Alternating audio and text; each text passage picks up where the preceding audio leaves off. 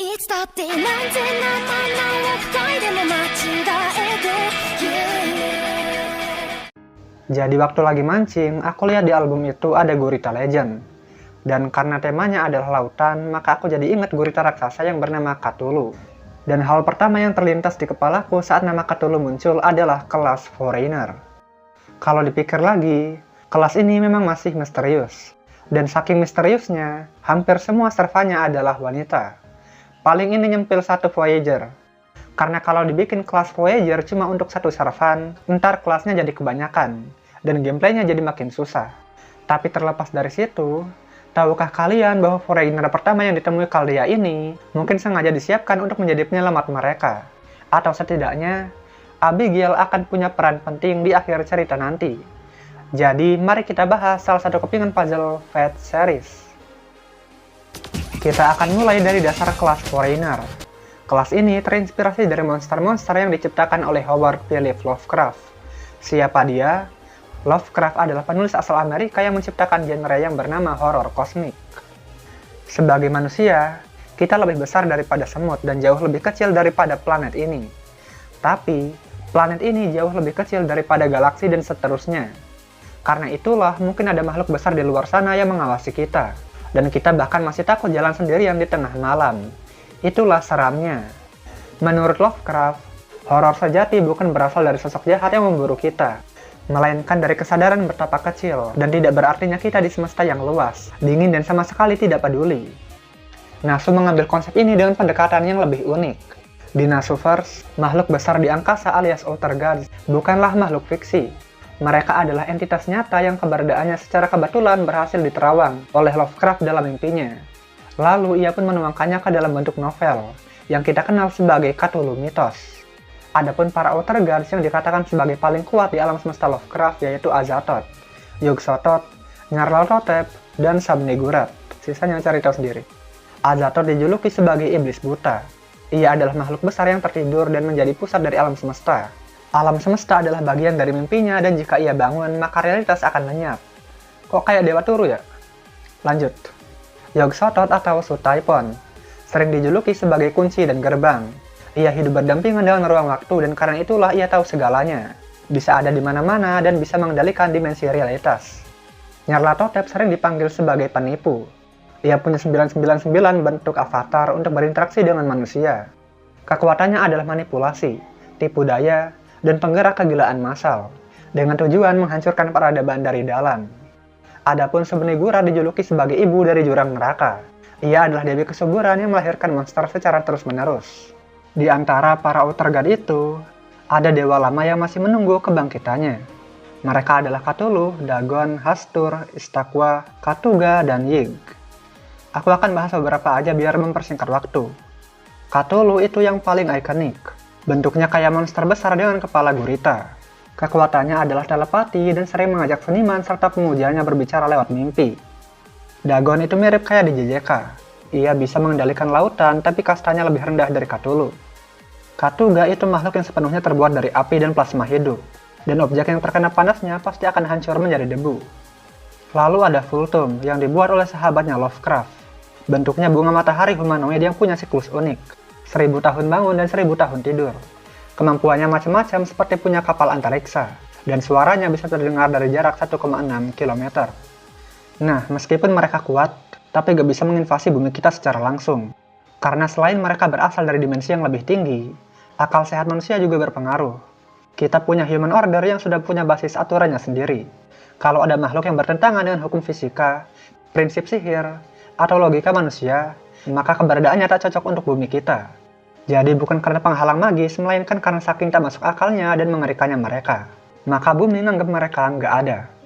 Jadi wadah alias vessel adalah satu-satunya cara agar mereka bisa berinteraksi dengan manusia. Wadah itulah yang kita sebut sebagai servan kelas Foreigner. Bukan karena mereka alien, tapi karena kekuatan mereka berasal dari alien. Mereka adalah jembatan agar sebagian kecil kekuatan Outer Gods bisa masuk ke dunia kita. Dan mungkin karena itulah, sebagian besar wadah Foreigner adalah wanita. Kalian pasti sudah banyak mendengar tentang gadis kuil. Mereka sering dianggap sebagai messenger yang punya kemampuan untuk berkomunikasi dengan para dewa. Dan Jepang juga punya gadis kuil versi mereka sendiri. Para gadis itu akan menjadi wadah sempurna untuk menampung para dewa karena kedekatan mereka. Adapun wadah Outer Gods yang udah dikonfirmasi sejauh ini adalah Abigail William dengan Sutaipon, Katsuhika Hokusai dengan Cthulhu, Yang Guifei dengan Katuga, Jacques de Molay dengan Subnigurat, Van Gogh dengan Voltum, Bibi Hotep dengan Nyarlathotep. Servan lain yang masih punya hubungan dengan Outer Gods itu ada Giles, dengan buku milik Prelati sebagai gerbangnya. Lalu ada Foreigner bernama Euclid, yang menjadi wadah Hastur di Fate Requiem. Para Foreigner digolongkan sebagai ancaman bagi umat manusia, karena jika dibiarkan, mereka bisa menimpa realitas kita dengan realitas yang lebih dekat dengan dunia Outer God. Tapi aku gak akan bahas semua vesselnya, melainkan hanya bahas satu. Makin panjang durasi video berarti butuh banyak riset dan editing. Aku gak punya waktu untuk itu, dan karena itulah aku pilih Foreigner pertama yang ditemui Chaldea. Abigail William. Nama ini mungkin familiar bagi yang tahu sejarahnya. Ia adalah salah satu gadis yang memicu kepanikan massal dan peristiwa perburuan penyihir di Salem, pesisir timur laut Amerika Serikat, 1692. Pada umur 11 tahun, Abigail dan adiknya mengalami kejang-kejang dan dokter dengan gobloknya bilang kalau itu kena santet. Tak lama kemudian ada berbagai kasus serupa yang terjadi di desa. Seluruh kota pun menjadi panik dan Abigail dimintai keterangan sebagai saksi. Ia menuduh banyak orang termasuk budak serta tetangganya yang tak bersalah. Dan setelah bersaksi di 7 kali persidangan, Abigail tiba-tiba menghilang tanpa jejak dari panggung sejarah. Tapi di Fate ceritanya lebih gelap. Salem ternyata adalah ritual masif untuk memanggil Outer Gods ke dunia. Itu adalah ulah dari Demon God Raum yang masih belum menyerah. Setelah rajanya dikalahkan oleh Chaldea, ia merasa cara apapun yang berasal dari bumi akan sia-sia. Karena itu, ia mencari kekuatan yang benar-benar asing. Kekuatan yang tak terikat oleh aturan bumi alias Outer Gods. Tapi untuk mencapai tujuannya, Raum membutuhkan kunci untuk membuka gerbang dimensi. Karena itulah ia menjadikan Salem sebagai singularity. Karena di sana ada Abigail yang menghilang tanpa jejak dalam sejarah. Itu seperti ditelan oleh waktu dan Raum merasa Abi cocok sebagai wadah Sutaipon.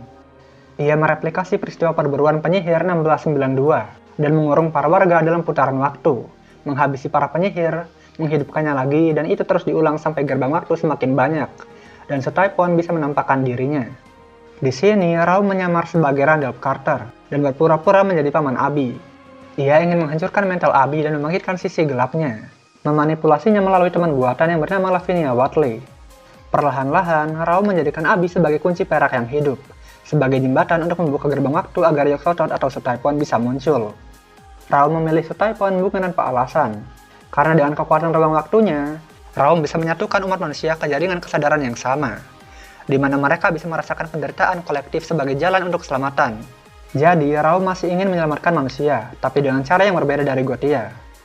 Namun, pada akhirnya, rencananya gagal total karena intervensi dari Chaldea dan Abi yang marah karena kematian Lavinia. Disitulah Abi dirasuki oleh Sutaipon dan Chaldea harus mengalahkan Abi untuk menyelamatkannya. Barulah setelah itu, mereka mengubur mayat Lavinia dan Carter yang asli tiba di sini. Ia berkata bahwa namanya adalah Chandra Putra alias Carter. Tubuhnya sudah dirasuki oleh Raum saat kesadarannya berpisah untuk mengamati keberadaan Cthulhu. Dan setelah Raum kalah, barulah tubuh aslinya kembali dan ia bisa pergi ke sini. Carter berkata bahwa Abi adalah kunci perak yang hidup. Ini berarti Abi bisa bebas melakukan perjalanan melintasi semua dimensi.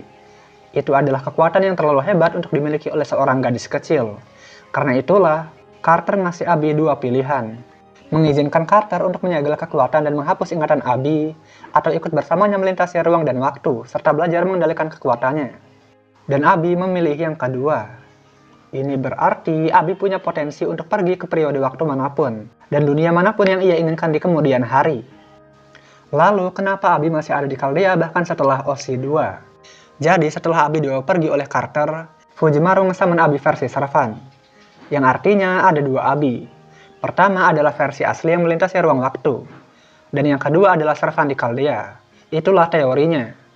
Dan jika itu benar, maka bukan tak mungkin untuk Abi yang asli bisa kembali dan menolong Chaldea di akhir nanti. Lagi pula ada versi Servannya yang bisa menjadi titik koordinat untuk kembali. Dan itu aja sih. Bagaimana menurut kalian? Dan kita sudahi saja sampai sini. Kalau ada yang mau nambahin silahkan ketik di komentar. Kalau mau request lewat Saweria juga boleh. Dan tolong berikan hype pada video ini jika kalian suka.